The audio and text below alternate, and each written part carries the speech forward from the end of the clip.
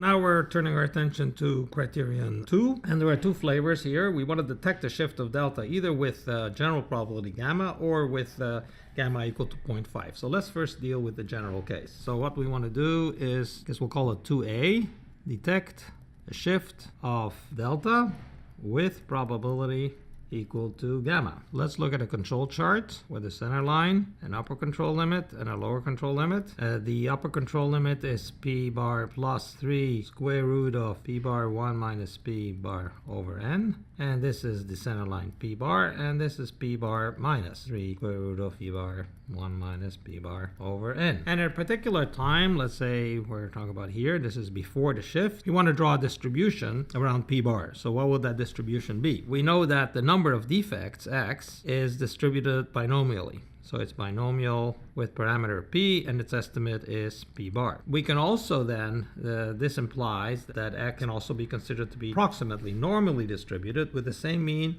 and variance as the binomial will be np bar 1 minus p bar. That implies in turn that p hat, which is x over n, is distributed also normally. If you remember from much earlier, we divide the mean by n and the variance by n squared, since we're dividing the original variable by n.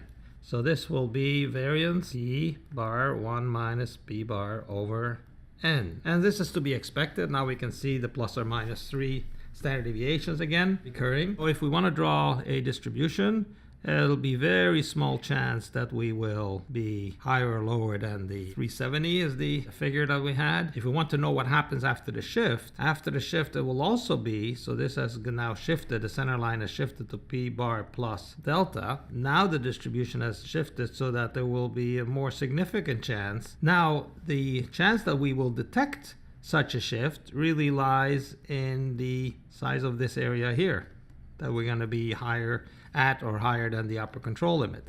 So this is the gamma that we want is pre-specified, and then we want to choose n so that the probability of p hat, which is what we're monitoring, being greater than the upper control limit to be a certain value. And we'll proceed with that in the next video.